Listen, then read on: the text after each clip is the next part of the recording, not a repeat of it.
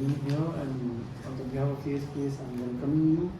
And I think before I begin you, it's really something we need this hour to discuss such books, though it's pirated from series. Okay, so why I'm saying this, because which I'll also tell in my introduction, this book which is talking about Muslim and post-colonial India, written by a Muslim scholar, that is a very thing which I wanted to pinpoint.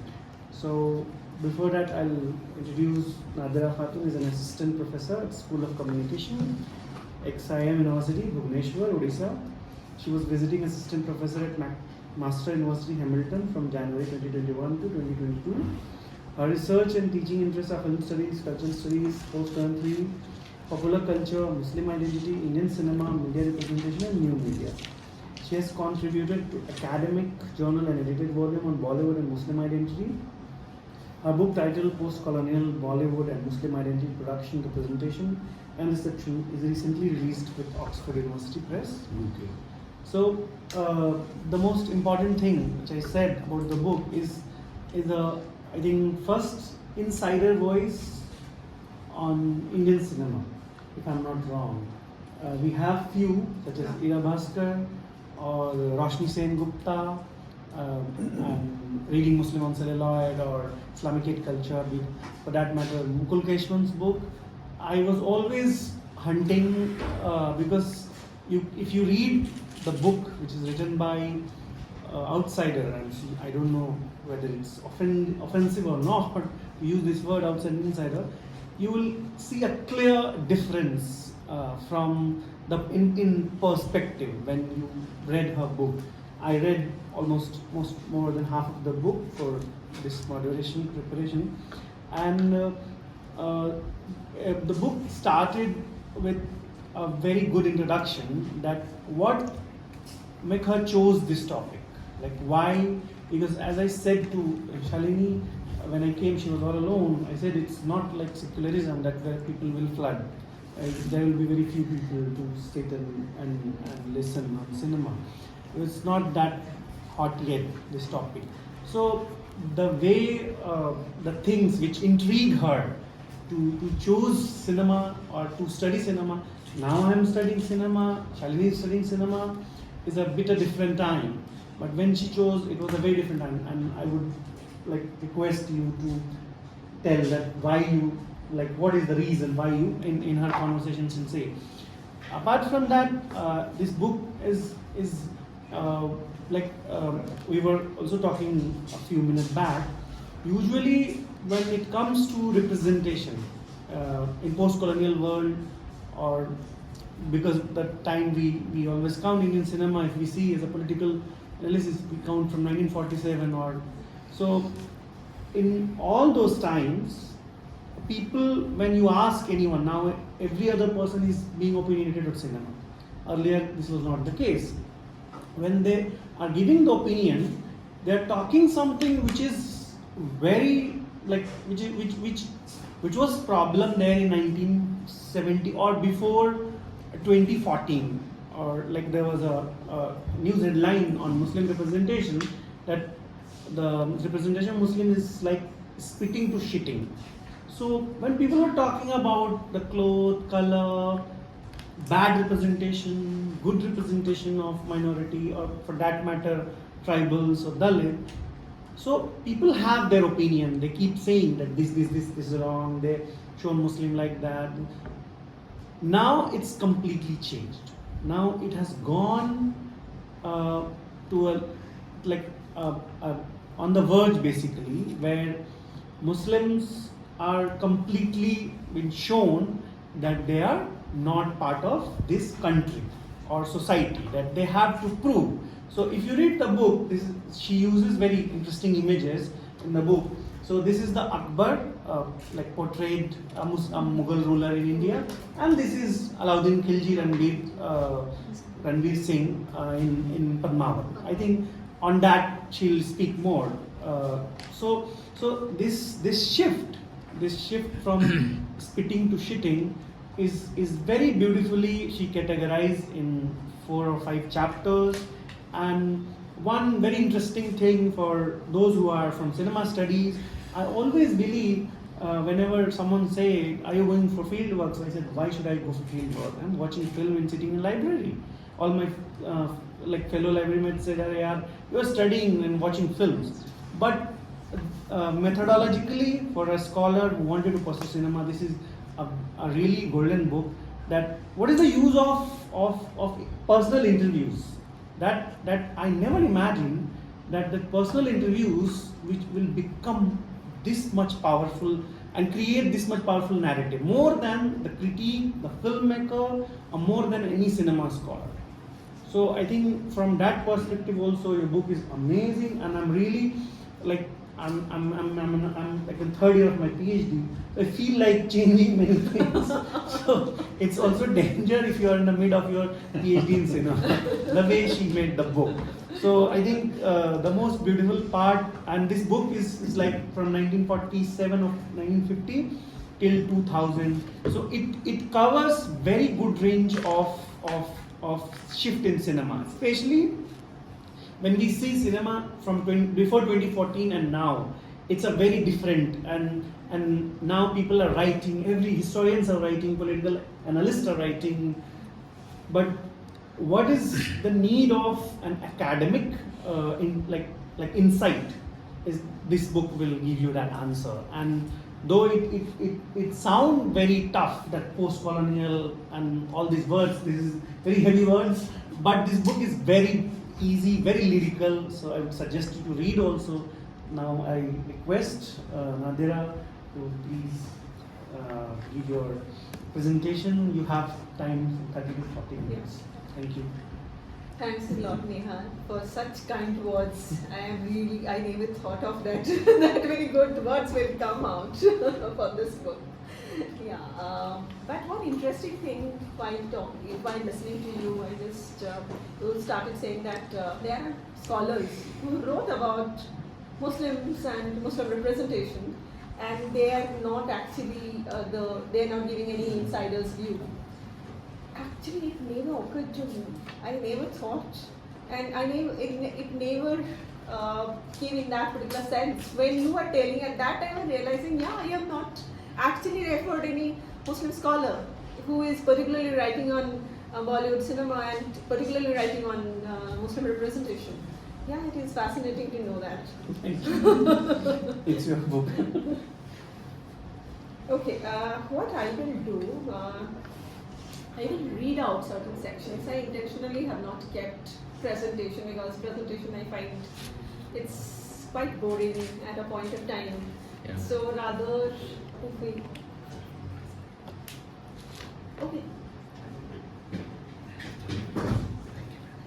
So if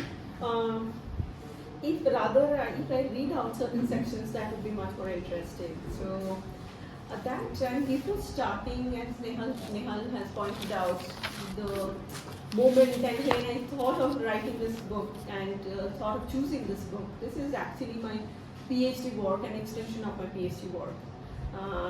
I started working in 2010 and I completed PhD in 2016 in genesis.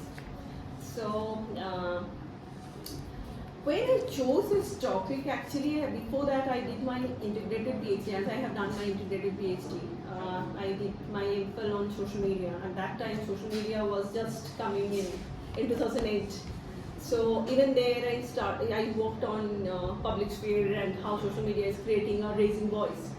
But beyond that, though I was interested, but I was not really interested to continue that work for my PhD. But actually, I was always some kind of conflict was going on in my mind because I belong to West Bengal, and that is not also from Kolkata. Because whenever I tell people that I'm from West Bengal, and they always immediately the next sentence is you are from Kolkata, because West Bengal doesn't have any other identity than Kolkata. I belong to West Bengal, a small town called Khatun, that is a Bankura district, that is in Bankura district. And I have always studied in government school, government colleges and all. And in that particular remote place, I will say, I will not say remotest, but remote place. So, of course, the kind of discourse and the kind of dialogue we just get to know in big cities and metro cities, the rural areas, the dialogues are a little different. Because at that time when I was growing up, these three khans were also emerging. So, as these three khans were emerging, so my school mates and the school friends, they were very much fascinated with the whole idea that my family carried a similar surname, that is Khan. Though I don't have the Khan surname, because again, because women have very fluid identity. So, but they were very interested and fascinated. But at the same time, at home, when I'm seeing my mom, when some visitor is coming from a majoritarian community, my mom is a little reluctant to offer food. Or I have a mother tongue at home that is mixed up Urdu and Bengali. It has become a mixed up thing now. I used to be very ashamed of if we are speaking that language in front of a person who is belonging to other religion in my childhood. So I used to think that in my school I am so much pampered by my friends because my family is having Khan surname and that is so glamorous. But why at my home I am having this kind of conflicted situations? Even in film, we are seeing that the whole glamorized aura of these Khans. Then that was, and I was really fascinated with cinema from my childhood. Because at that time, in my childhood, the only Saturday, Sunday we used to have these films, Durdasan and Saturday afternoon, that was my fixed. I will come back from school and I will watch the film. So, of course, cinema was my passion and fascinated with cinema to watch. And at the same time, the identity crisis was always there because if I used to go or I used to take a public transport, someone is just asking my name. I used to be very reluctant to just say my name. What is actual my name? There are times when I have talked about my name is Ruby because that's my nickname. So there are many such incidents that actually inspired me to take up a topic like this. Now, while working on it, I just when I completed I was just doing field work, as Nehal just now pointed out. I have huge amount of empirical data, and I did my data collection in 2012 and 2013. At that time, the political scenario of India and political landscape was very different. And when I rewrote my book, I just restructured my book in 2018 and 2019 and 2020. The huge change we see in the political landscape, right? So therefore, I had to restructure the book. I had to accommodate new interviews, new empirical data, so that I can just give the current context what's happening now. So when I was just restructuring and reorienting the data at that time, I reconnected some of the filmmakers and one of them Javed Akhtar. So I will start my talk with his quote. For a long time, we have not made any film on partition.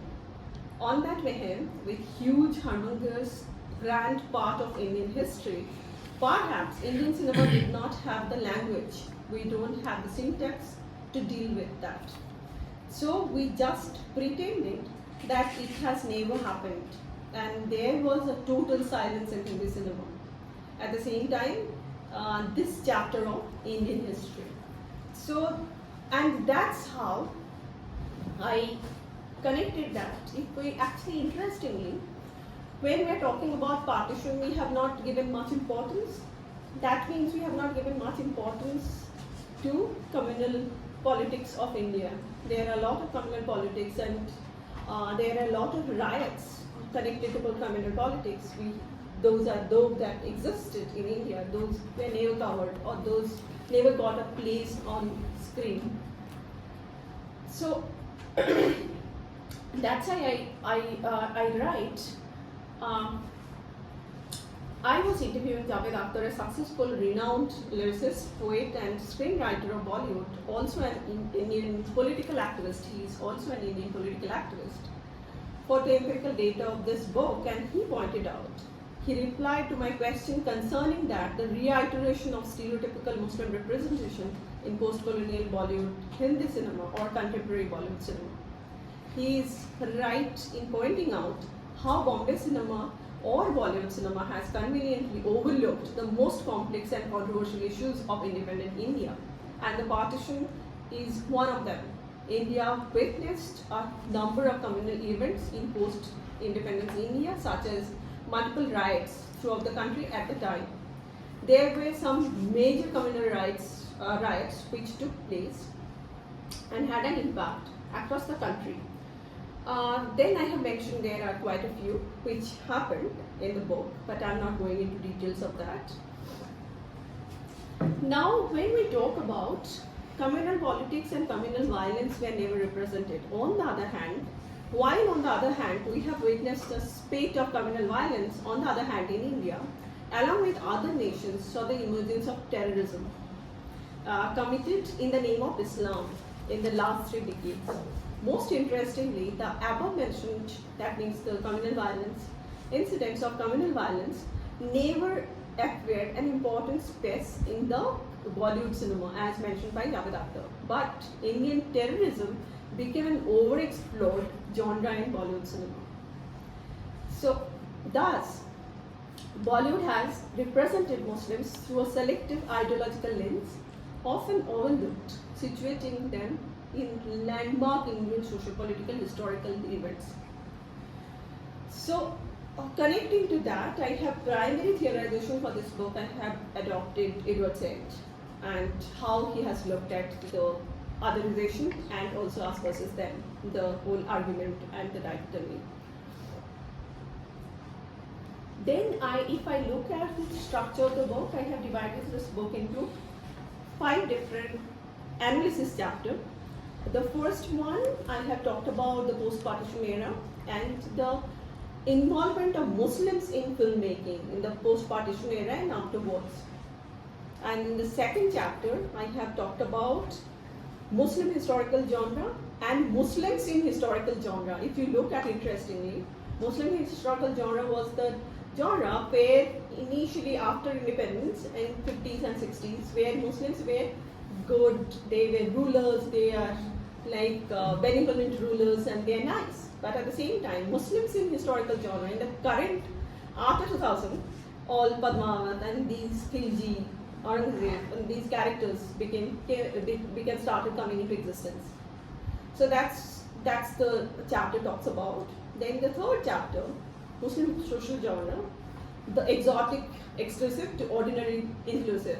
This particular chapter, exotic exclusive, that means if we look at Muslim social genre, already an established genre because we have noticed the work of Iravaskar and Richardson, and they have already established that particular genre, Muslim historical, Muslim social, and there he's talking about the whole idea of Muslim genre in 70s and late 60s, and there Muslims are primarily aristocrats and nawabs.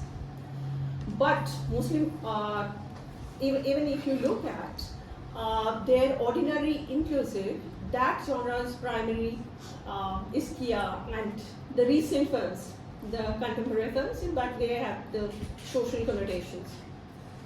Then the third chapter,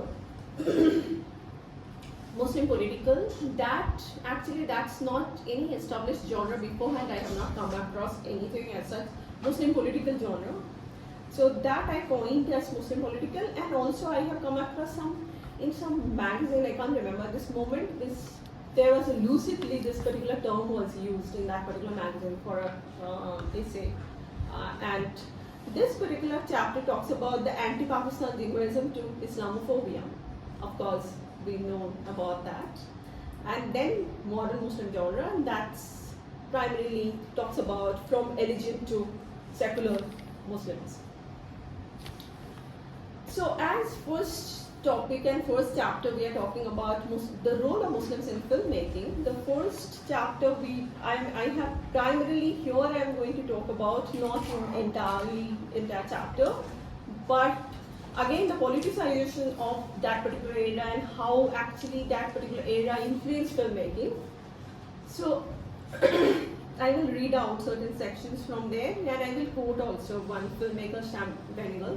Sam Benegal, you know that filmmaker, and what he quoted about it. Muslims have been an integral part of Hindi cinema, or Indian Hindi cinema, since its inception over 100 years ago. The involvement of films was also influenced by the political landscape of the nation. The acceptability of Muslim actors became a significant problem in the post-partition period. There were a number of riots across the nation in the pre-partition era and across both the nations in the post-partition period, which had negative effect on ordinary human imagination of social acceptance of Muslim actors and stars in India. In Muslim actors subsequently took non-Arabic names like Jayant, Zakaria Khan, Dilip Kumar, Yusuf Khan, Meena Kumari, Mehjabin Banu, Johnny Walker, Badruddin Kazi, and so on. There were many. Possibly they felt that it was a required change to hide their religious identity in order to be accepted by Hindus.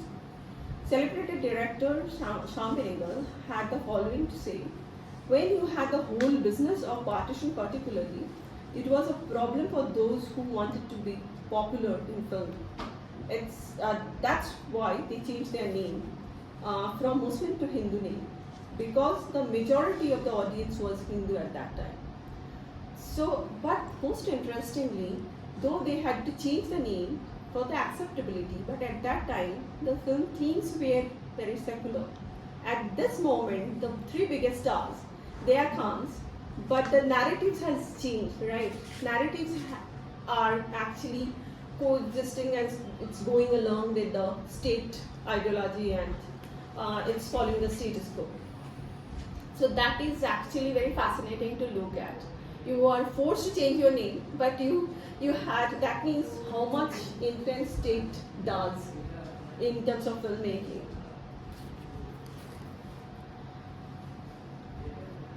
Now, second analysis chapter, that is Muslim historical genre and Muslims in historical genre, from diplomat warrior to barbarian outsiders.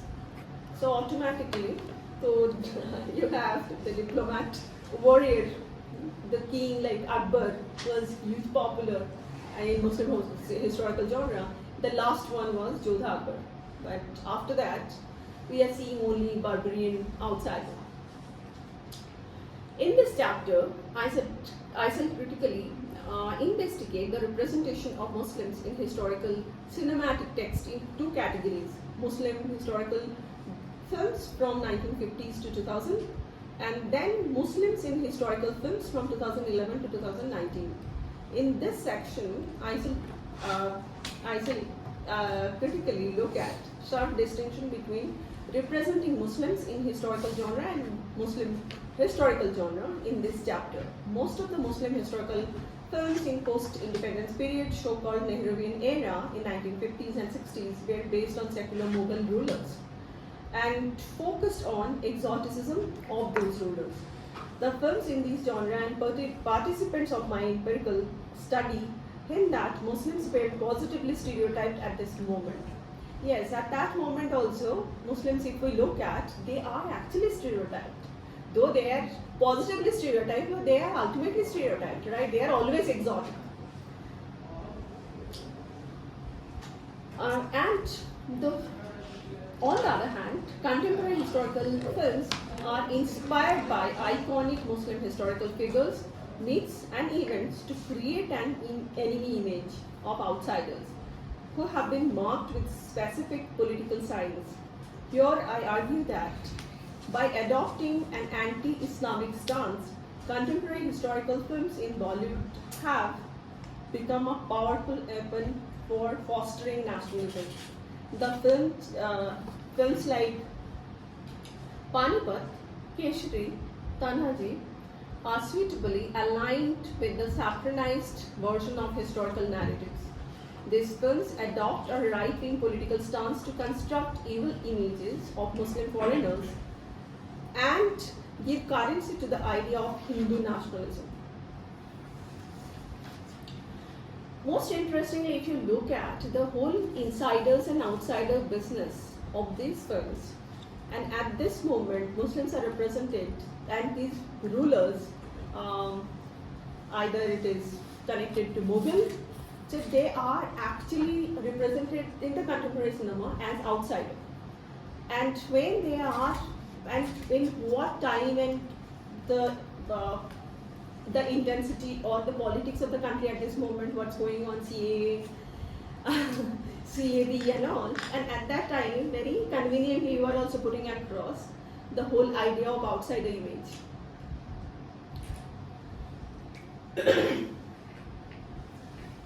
About secular warrior and Islamic culture, the films of 1950s and 60s, the narratives of the films focused more on inclusivity. It was reflected through the most syncretic among the medieval rulers. Further, most of these Muslim historical films depicted Mughal emperor as intellectual, secular, and also for their effective governance. Social activist and scholar Dr. Ramponiani thinks filmmakers at that point were rooted in secular values. Films were trying to uphold the secular ethos and positive image of the communities. And also it justifies because when I was talking to filmmaker Hyder Ali, who has written the film Jodha Akbar, he is telling that these films are all fiction. And what he tells about Jodha Akbar, I would like to read out. Akbar's love story was completely a fiction. And in fact, that Akbar married a princess called Jodha from Jaipur. He was Marmal's daughter. This is the history. This is the only history. Akbar married 100 wives. One of them was Jodha. But I wrote as if Jodha is the only wife. Actually, Jodha, according to the history, was his third wife. That means the way you can just project the history and fictional history, you can just, even that's what we have noticed in Padmavat. It is also fictionalized history, and you can make it, you can just claim it as history, or even you can just, and as you can claim it as history, there the conflict arises. I will quote certain other audiences interviews.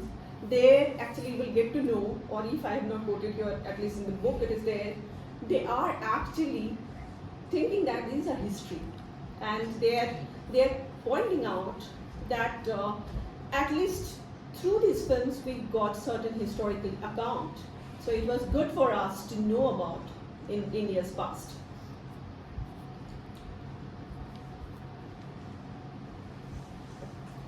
So moreover, why these films actually represented Muslim as nice, naive and good governor, Kabir Khan, the filmmaker, he points out, mainstream cinema has always been stereotypical, and they are cupboard characters, and the Muslim historical is no exception.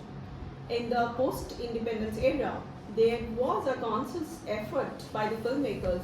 The social fabric of the country was torn apart by partition, and they attempted to show the benevolent Muslims and the good Muslims. Yes, that's the argument we have already discussed. Though they are nice, but they are stereotyped.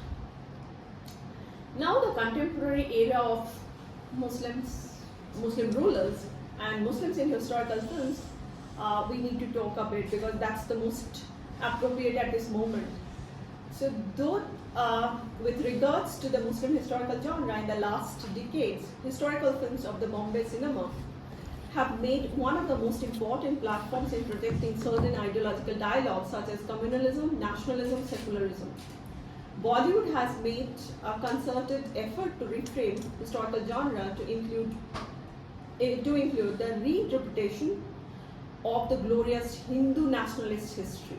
At this moment, of course, automatically, whatever narratives we are looking through, even Tanaji, through Manikarnika, all of them, what they are claiming, they are talking about Hindu nationalist history, not the Mughal rulers. That's why Mughal rulers are not anymore the heroes.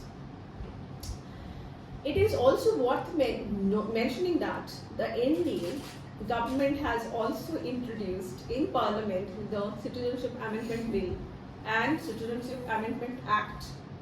As a consequence, there has been a long-running national outbreak of mass demonstrations, as well as a string of unfortunate assaults of residents, communal riots, arrests of civil society members, and student demonstrations who have been at the front line of anti-CAA protests.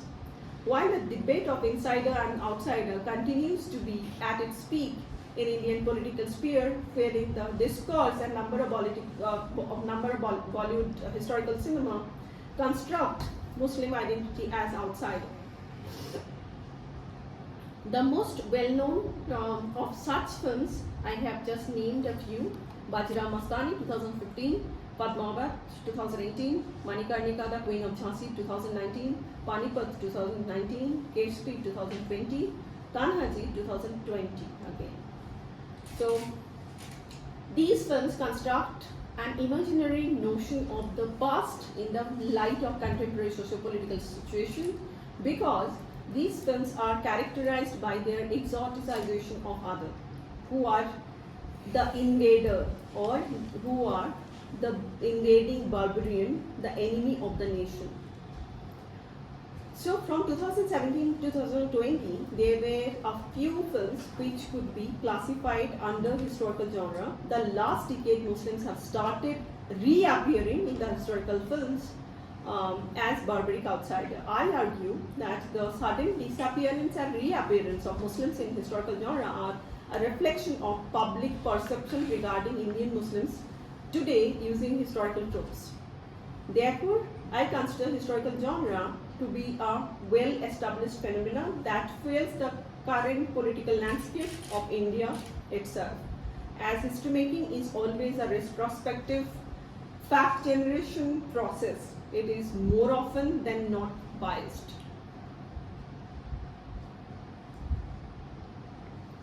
As I was stating that, I will quote one audience's interview. So one of the audience participant pointed out, she is actually a working lady, and she points out, I quote, "I liked Khilji's character, and I also find similarities in the way we read about him in our history book. I got resemblances in terms of his violent nature, barbarism. After watching the film, I immediately remember my childhood."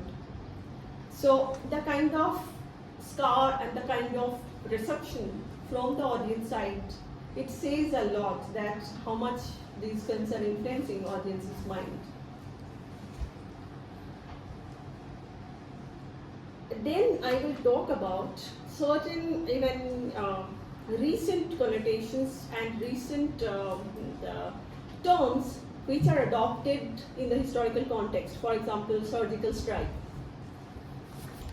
Though historical films claim that they create a space to reimagine the past, we must also admit that the makers of these films prop up their representations on today's perception while recreating past legends.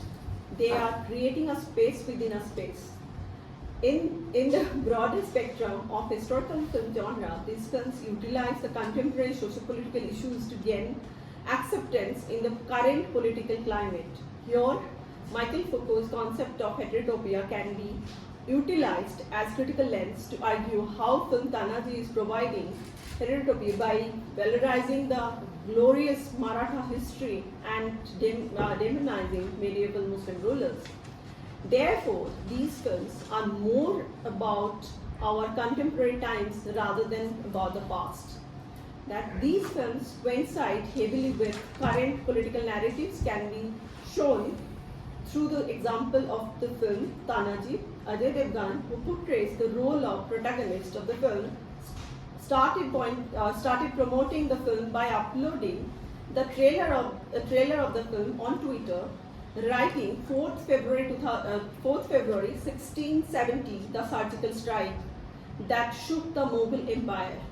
The expression surgical strike gained special currency after Indian military intervention against Pakistan in 2016 and has since then entered the public vocabulary. Though it is a very new term for military tactic, audiences were led to believe and accepted that operations like surgical strikes shown in the film were actually conducted in the Mughal era. School teacher Puspanjali sees another participant. One of the participants points out, I like the way they have strategized and planned the war. From the film, we get to know that such kind of planning was done even in those eras. We come to know so many things about the history as well. We don't get that account of history from anywhere else. So that actually talks a lot.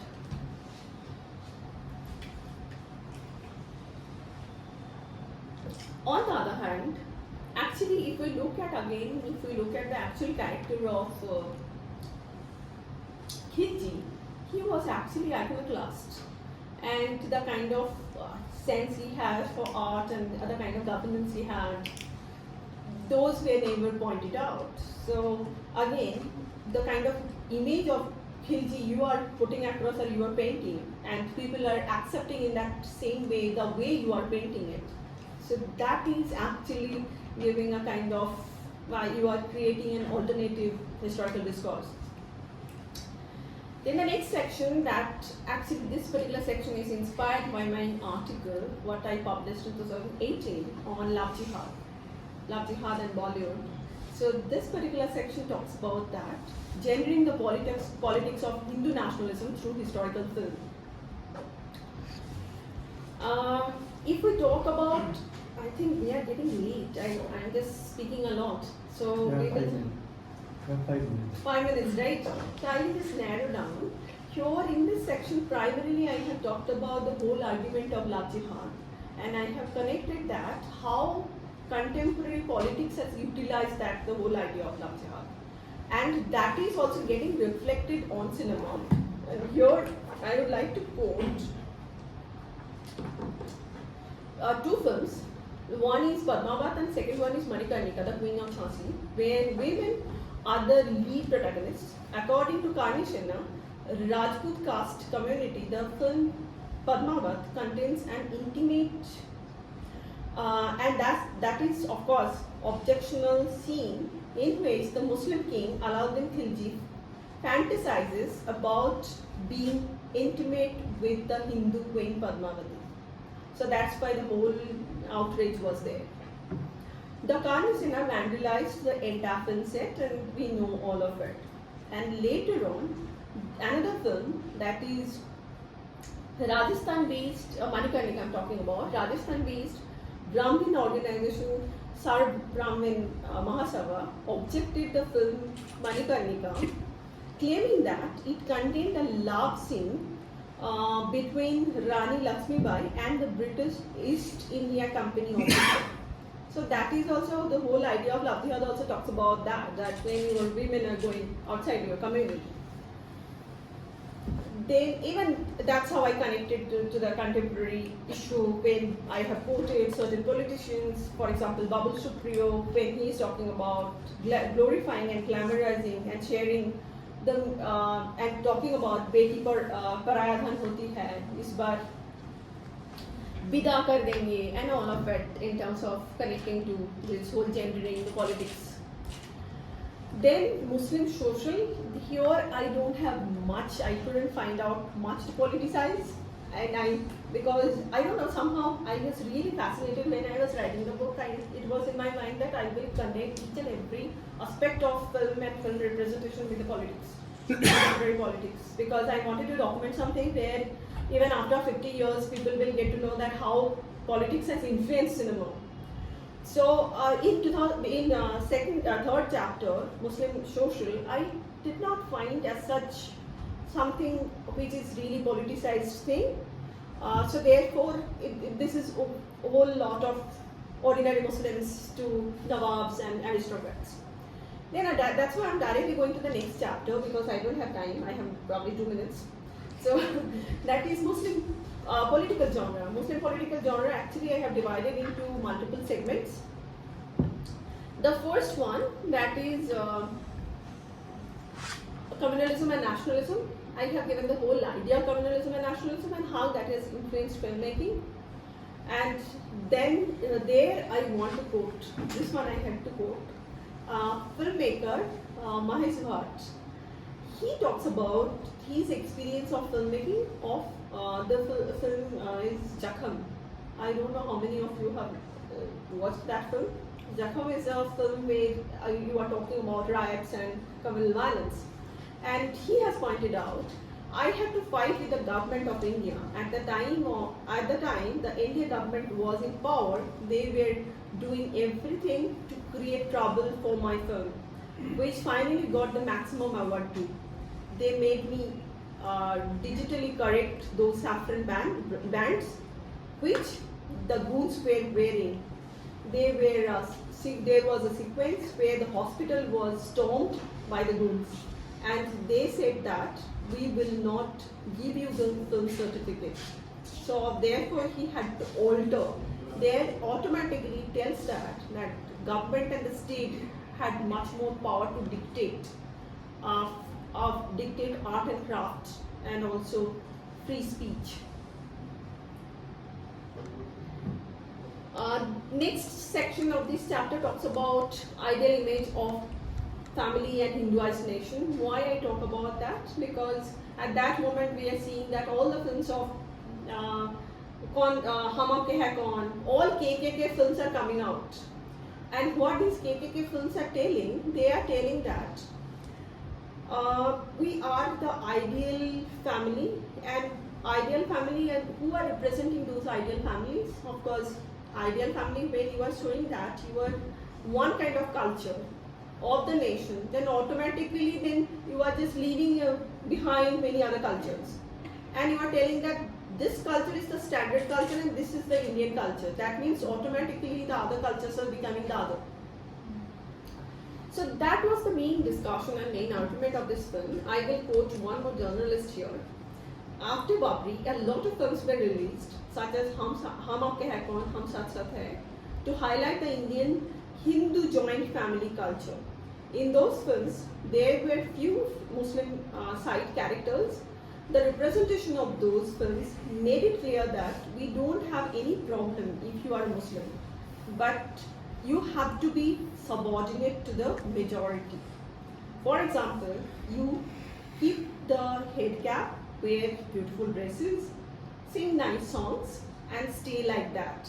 We majorities will protect you. We are the secular state, and what we call pseudo-secular, and stay as a subordinate minority. We are there for you. The hegemony is ours. The concept was propagated many times in Bollywood films after Babri demolition, 1992. Then the next was politics of portraying Muslim gangsters and mafias. Almost all of us, we know that what are those films. Even the last was, if I'm not wrong, that is Rise. That Shah Rukh Khan's film. Rise. So I know I'm getting late. And then I will not go into that, but if you look at, most interestingly, these new age gangster films are more like they are negative, but at the same time, Zanjeer, there the gangster is benevolent, who is just doing the social work, and that kind of character they wear. Even that we have seen in Rise as well, where Shah Rukh Khan is just going and doing the work. But there are many gangster films, for example, or Dawood inspired films. They are actually involving terrorist activities. So there were many such films. Then the next one on terrorism. Primarily, if we talk about terrorism, that also divided into 3 different categories. One, terrorism in Kashmir. Second one, terrorism was across the country after 1992 Mumbai riot. and again inspired by certain gangsters. Then the third was 9/11.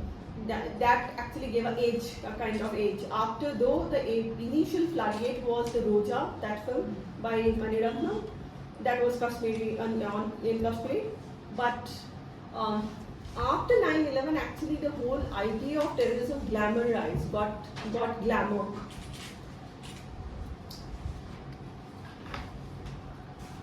So I just asked one college student that what is your idea of cinematic enemy or enemy image in cinema? He told me, whenever I think about an enemy, it is always it comes to my mind and it brings to my mind the image of terrorist imported from Pakistan. There is no problem of equating terrorism with Pakistan, but there are times when Pakistan Muslim and terrorism interchangeably used. That is the problem. So Banisha Sethi actually pointed out or coined this particular idea of how when you are representing nationalism or patriotism through terroristic idea or terrorism or certain themes, she has coined this term as cine-patriotism. Then Pakistan as an enemy, all of us we know. Again, Pakistan is an enemy. Yeah, that is correct. But at the same time, if you are just interchangeably or if you are intertwining the whole idea of Pakistan Muslims and the war and enemy image, that becomes a problem. Because sometimes you are equating Pakistani with Muslims. That means that gives a kind of different connotations altogether. Then modern, that is the last film genre, that is the last chapter. Here, this is fascinating to look at because after 2005, there are a lot of films where we are seeing that Muslims without any baggage of Muslim. For example, Jindagi Milegi Nahi Dobara, where you are just getting Farhan's character and who is not a Muslim, rather who is any other ordinary human being. But at the same time, Chak De India, for example, the photograph also I have used here, that you have to be allegiant to the nation.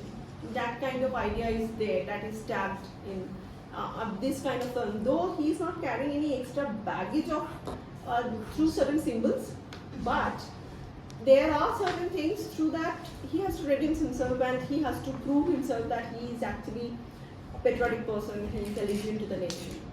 That is one. Second theme where actually that is very important, Muslim characters in these films, Muslim women characters primarily.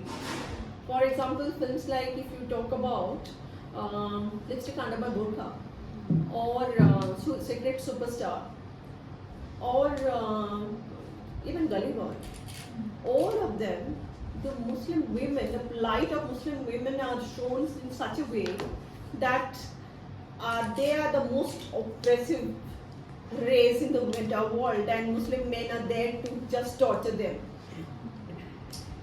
I think,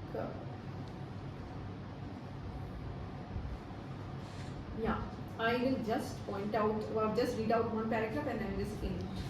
The portrayal of Muslim women is most strikingly different in the Muslim modern genre when compared to earlier films. As we have seen in the previous chapters, that means earlier, because I have separate section on Muslim women and Tawaif characters. Here, as we have seen in the previous chapter, Muslim women often depicted as Tawaif or were shown as veiled in earlier genre. Now the female characters are given a crucial role and used to build the narrative. They are the victims of polygamy, sufferers of domestic violence, bearer of the conservatism, and so on. In Gully Boy, Murad Ahmed, the lead character, stays with his abusive father, Aftab Ahmed, who is not only an abusive husband and parent, but also the father's dismay brings home a much younger second wife. Criticizing the overused depiction of Muslim polygamy in Bollywood, sociologist, when I spoke to, I actually quoted then I deleted for the time, sociologist idea quote. She is actually assistant professor in St. James Gold Class. She pointed out, she actually argued on this, that how Muslim women's plight is actually glamorized and the kind of new age discourse it's created. When I spoke about it to one audience, and she's IT engineer, she's talking about that she is saying, she has expressed, Muslims are generally less educated. The reason behind that is getting married many times. Nowadays, everything is so expensive that it is very difficult to bring up a child properly. As a result, maximum 1 or 2 children get proper education. The reason for getting married many times is because their religion supports them.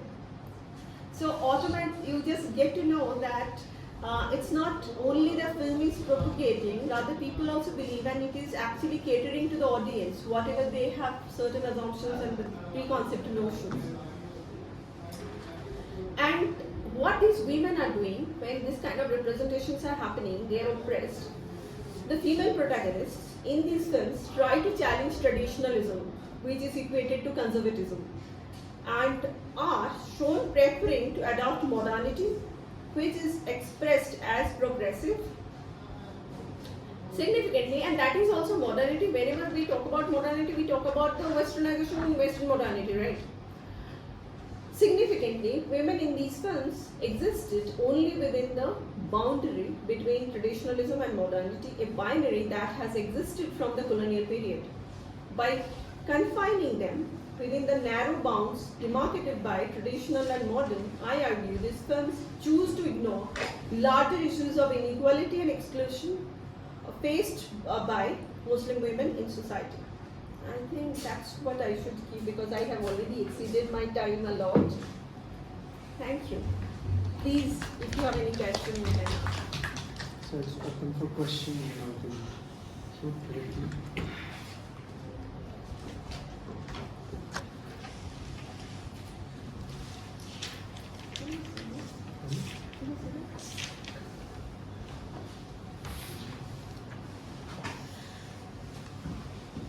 Oh my God.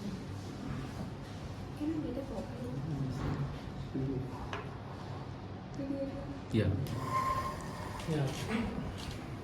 Hi Nadira, this is Ishan, and I work on the new wave. So 1970s is the time that I'm more fascinated with. That's what you talk the least about because of the time. Yeah, I know. It's Yeah. there in the book. I know. So I actually wanted to know, because you talked about Tawayef and the Muslim social. When you talk about Awad and cinema, within the Muslim community there's bifurcation, Shias and Sunnis, and there's a political dynamic between the two communities. So who decides who gets the representation, and do you also study that kind of representation of Muslim? No, I have not. I have not gone into details of Muslim community themselves and their demarcations and their sects. No, rather I have looked at Muslims as a whole, rather than going into intricacies of Muslims. And what do you think about Saeed Akhtar Mirza's Muslim socials? Because they are very different from the royal Tawayef Muslims. Yes. Actually, if you look at that time films, and that is very fascinating. Thank you for asking the question. That time, actually, even Salim Langrat and Mathru, Yeah. filmmakers had the autonomy and they had the power to showcase what they feel at that moment. But at this moment, even alternative films, if there is any, I think there is less number of voice that one can actually talk about and politicizing about the issue. So I think that was the golden, as you have rightly pointed out, that was the golden era, and even for that matter, it's not only Saeed Akhtar Mirza, rather Bimal Roy, criticizing state and talking about poverty. So that, even for that matter, even popular cinema, Coolie, what Coolie's, the character of Coolie is doing in the film, he's challenging the status quo and he's challenging the bourgeois community, right?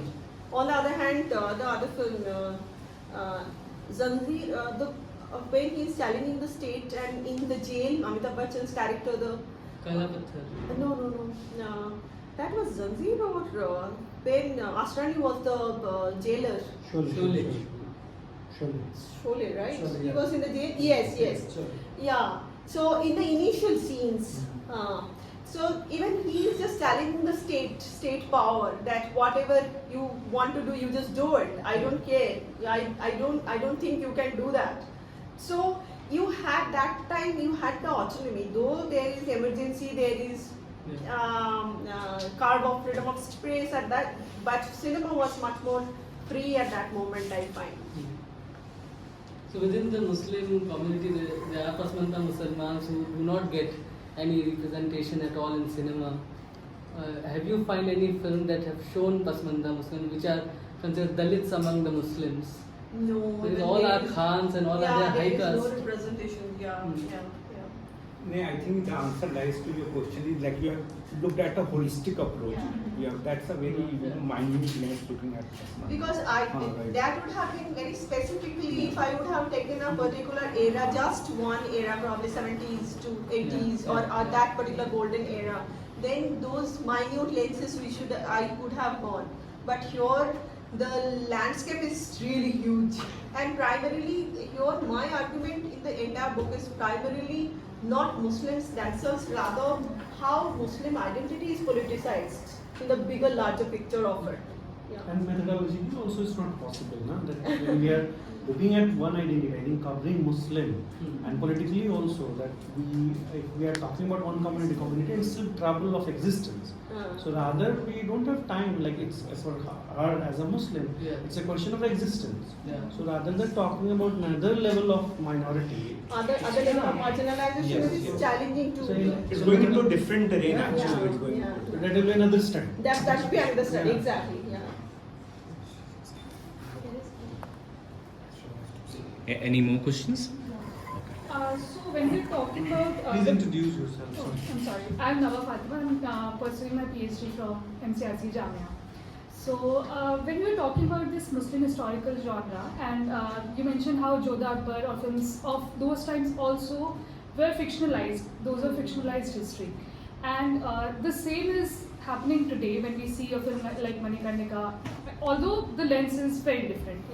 So I just wanted to know what is the onus on cinema to represent history in its actual form. Again, what is reality? What is actual history? So, because cinema is always put in that question, put in that limelight cinema has some responsibility. So, what's your take on that? I mean, when Muslims are positively stereotyped, we did not raise those questions, but now with this saffronization and all of that, it is being put up. So, I just wanted to know your take on it. This film is hugely inspired by the socio-political space of that particular time. So at this moment, though the post-partition era, though there were a lot of tensions, but at the same time there was a kind of socialist government who was actually probably inspired by socialism and where is a benevolent governance and Nehruvian era, and there they wanted to have a kind of secular plethora of the Indian space and India. But so it was a kind of conscious effort by the government and the filmmakers, because after independence, if you look at again, Indian government had huge amount of motivation and inspiration for filmmaking, and huge amount of actually cooperation for the filmmaking. But now, if you look at the lens got changed again, what is the demand, what market wants, that we have to understand, because now if you are making a film where benevolent Muslim and you are just recreating again Jodha Akbar, I think the way the film has done the business in 2008 or 2009, it is next to impossible at this time, because again audience is changed now. So primarily we have to understand that it is a kind of again business. It is production, it's a market, it's market-driven business. So what market wants, you are going to make that, you are going to cater that. It's not that filmmakers, they are actually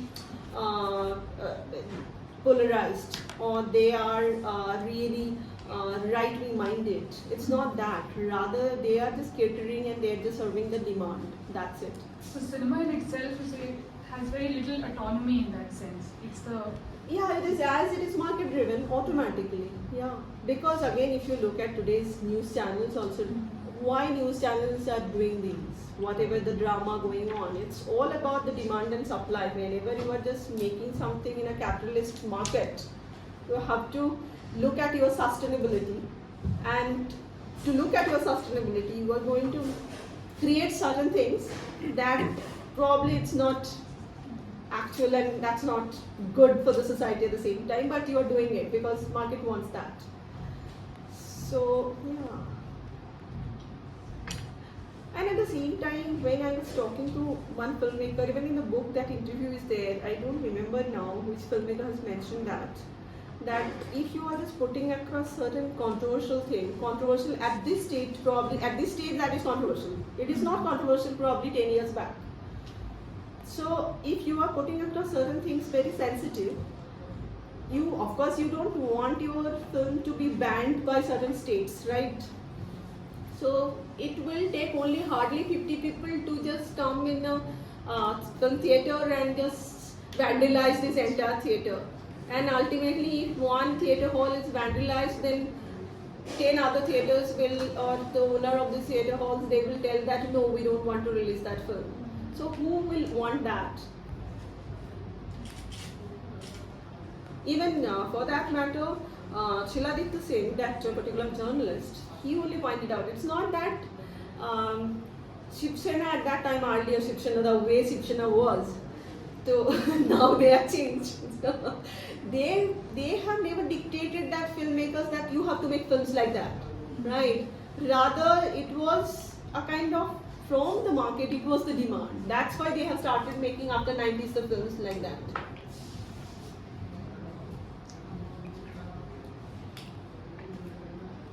More questions?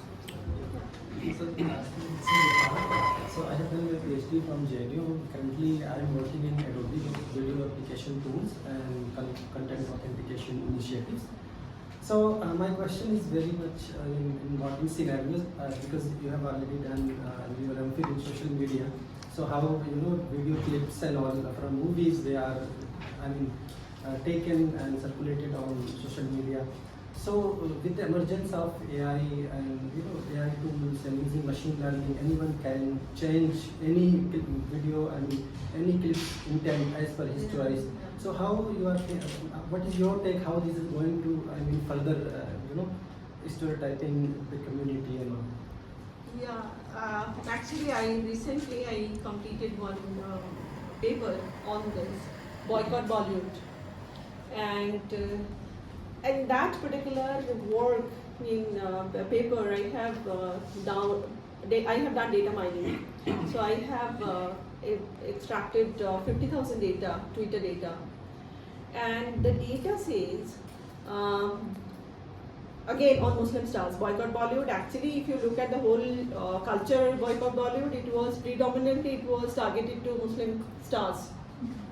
Amir Khan and Shah Rukh Khan, both of them, they have actually faced a lot of backlash. So the data says that Muslim stars are looked at this moment, they are looked at as Muslim stars. 20 years back or 30 years back, they were only the superstars or the stars. They were not tagged as Muslim stars, but nowadays they are tagged as Muslim stars, Muslim superstars.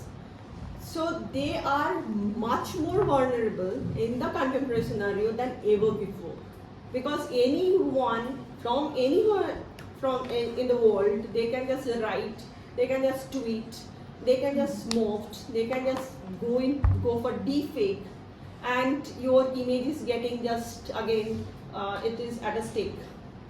So I think at this moment, because of AI and because of deepfake, and also because it is social media participatory in nature, it is hugely vulnerable, their images. So what Bollywood is doing, I mean, to contain this.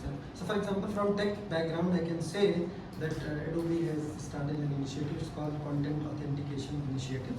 So it's you can go and check the website. So it's a consortium of Microsoft, Meta, and some news agencies, and some Apple and Adobe.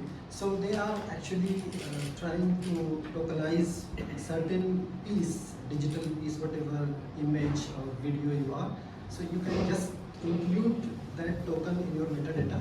So if that metadata is there wherever in social media on whatsoever the social platform it is there, anybody if it is trying to manipulate it, the AI will not work because they will detect that this is the copyright material and this is a protected material. So what is, I mean, so these things, initiatives are being taken, I mean, from tech giants.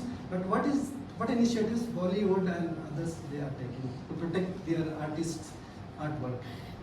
Again, I think there is not much connection between these AI, what you are saying, to Bollywood, because again, Bollywood, it's a creative medium, right? There is nothing to do with the what is going on in the social media. So I don't think there is any direct connection. But at the same time, when you have pointed out this thing, I have little. I'm not completely agreeing to it what you are saying, because it is too naive to assume that these five big techies are really doing really great in terms of carving and managing the crisis through social media, what's going on. If that would have been the case, then 2019, the whole idea, Facebook would have actually deleted those posts which those posts were polarizing the entire country. But they didn't. Actually, they have done it after a long time when it is circulated, if they are saturated, exhausted, then only those posts were removed, or even removed all of them, I don't know exactly. Because again, you have to understand that it is, as he has pointed out, it is again profitability, exactly. Right? Because the same kind of conference I went for Google, and they actually invited across the country the people who are doing work on AI, and there I just went, and they are also trying to do certain things to curb these problems and all. But I don't think that they are just doing it. Of course, they will do certain things for, otherwise it will create a havoc, right? Because even the other day I was tasting Gemini. I just gave a prompt to look at whether they are just following certain ethics or not. I just put across, just name the lady who is actually killed in Kolkata Archikar Hospital, and I just wanted to taste that whether it's giving the name or not. Then I saw it's not giving it. It's saying that because of the privacy and policies, we can't just give the name. It is good, because ethically you are actually, at least you are doing certain things. But is it that always it is followed? That's the question. Because even the same question what today I told you, that there are a lot of polarized content which is getting circulated, and because it is getting circulated and it is getting generating revenue, you are not deleting those, right? So this is also the case. It's not that let's not be so naive and believing that these big tech corporate and tech giants, they are doing all good for us. No, it's not the same always. I think as far as Bollywood concerned, I don't think Bollywood has any organization which is looking after things. Yeah. So I don't think any unitary organization working there. It's a big industry. And most Bollywood is not doing. I don't think they will do particularly for AI, and they don't have much to do because they are not tech companies. Yeah. And in terms of using AI, and it's a creative field. Maybe it is actually because of AI, there are a lot of people who are losing their job. Graphic designer, they are at a threat at this moment. In just 3 or 2 days, you can make a full documentary without any crew member. Exactly. My students, they are extremely skeptical whether they are going to get a job after completion of their masters and undergrad or not, because earlier they were getting good jobs. Yeah. So that can be one aspect of it. But as it is a creative industry, so AI, they can take a help as aid, Otherwise, AI doesn't have much to do with Bollywood. I And don't think so. onus also lies on artists also. think we'll So take- that they should tokenize their artwork, piece of art, whatsoever digital. I mean, their assets are there on digital platform. They should, put some mechanisms of copyright and royalty and all kind Yeah. of this thing, so that their piece of work is not manipulated and misrepresented. Yeah, yeah. So we'll switch to another question. Yeah. No, I mean, I was asking any more questions. Okay. Muhammad Jalil from philosophical background doing post-graduation in Delhi University. It's just to elaborate the question of I'm thinking it's okay. According to profitability and market demand supply theory, we can do anything about the cinema going on in this situation until the end of the that's okay. But what is the probability of a counter narrative? This is a big question, because if we remain the situation in these ways, then it should be the culture of this country also remains still in this position. There is no change for cultural change. There is no cultural change happens in the political or the social areas. I can take an example of the Bollywood films. I mean the Malayalam films. There is a counter narratives of Muslim from Muslim states only. They depict the happy moments of the Muslim culture through the films. It just started before 10 years only. It's very elaborated versions of Malayalam films nowadays. Then my question is, what is the probability of a counter narrative in the Bollywood films? Counter narrative. Counter narrative. It should be necessary for a political counter narrative also, because only film can do with the political counter. Then what is the probability? Thanks for the question. But Kerala, what's happening at this moment, I know even there are certain films even I have watched.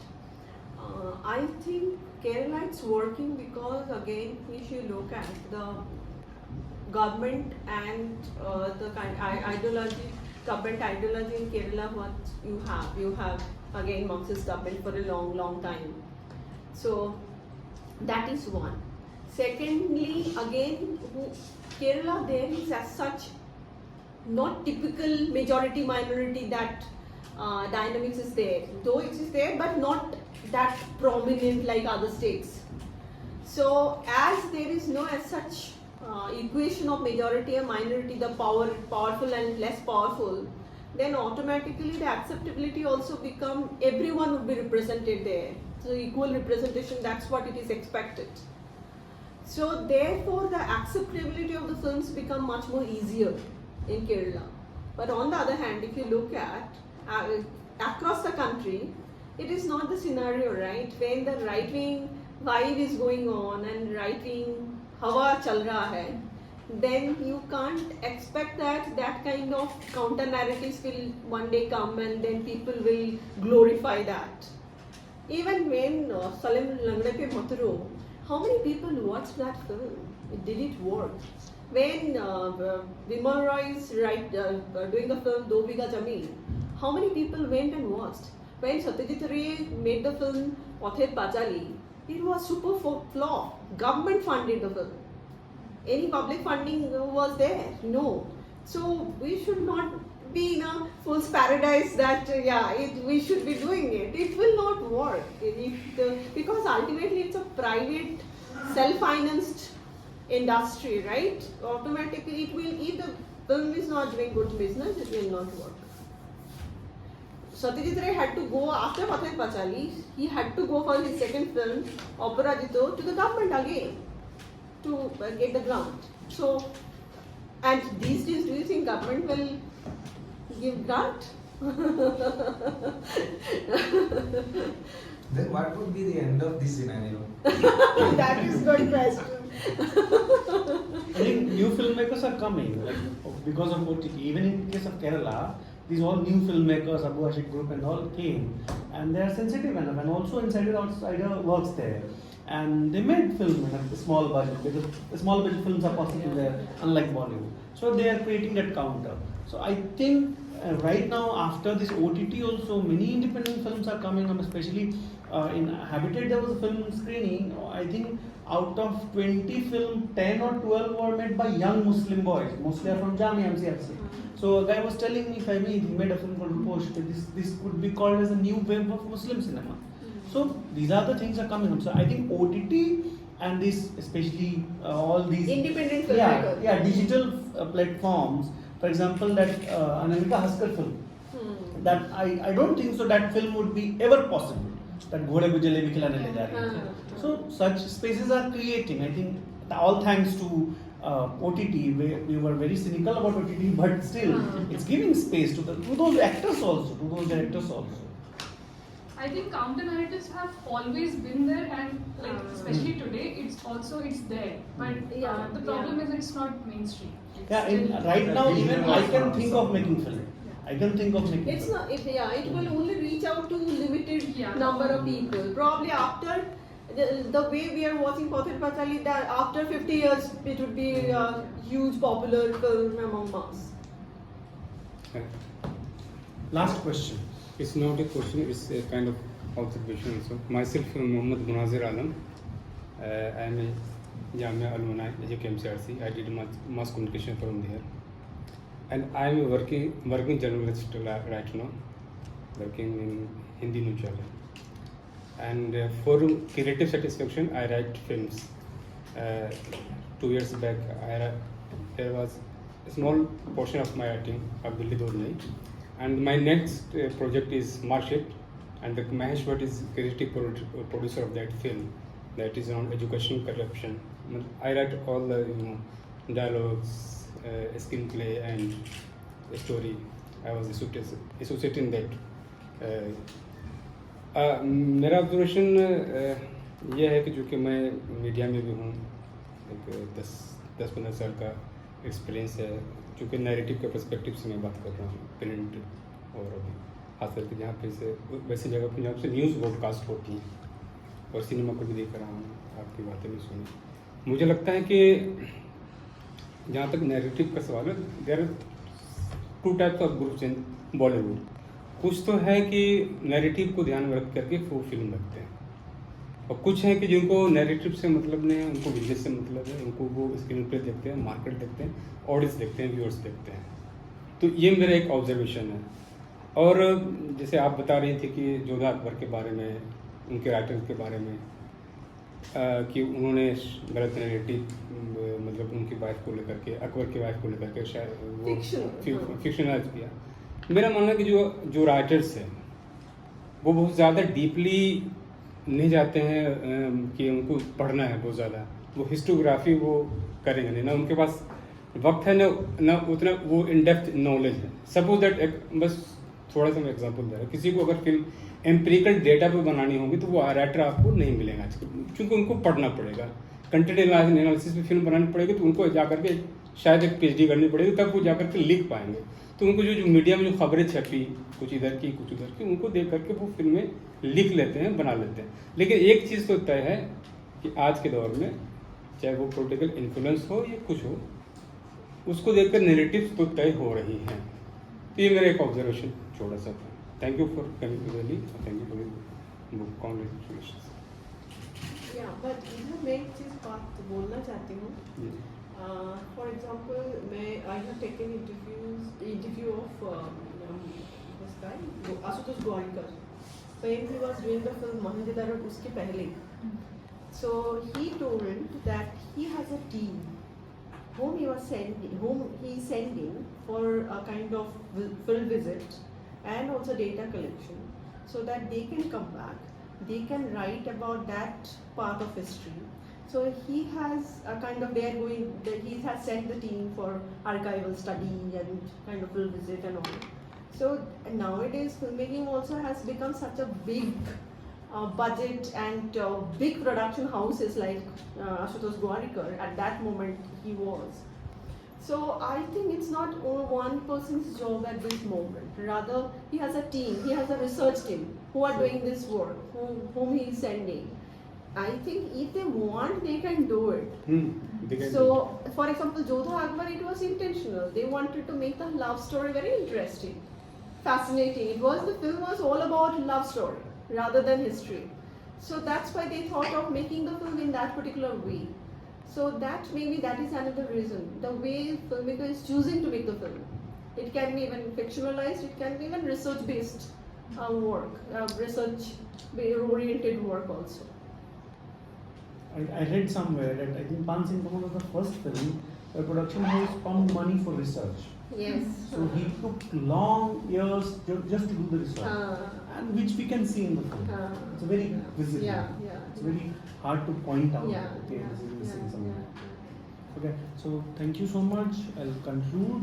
And so again, it's a very like we created something very good discourse, the presentation and the question, and many things which I remember later. For example, again methodological question. I'm saying the way you are using that, like you use the heterotopia, I think, and even I note it down for my own dissertation. so That's smart. Yeah. So to see like the lens, I discussed also earlier that the lens, how one is seeing, how I'm seeing, how she is seeing, is very important. I think in this discussion we come out of that. But from that you told about the secular ethos that Ram Punyani said. I always believe, for example, whether it's Bimal Roy film or Gurudat or right now Khilji, that this secular ethos and the state and the Indian cinema, like always Indian cinema critique keeps saying that in comparison Pakistan cinema, Indian cinema was free or state. I always believe that state was always there, and the Indian cinema was always a state cinema, and for that matter those who were dominating. And that's why Madhav Prasad has pointed out already that state apparatus. Yes. Right, yeah.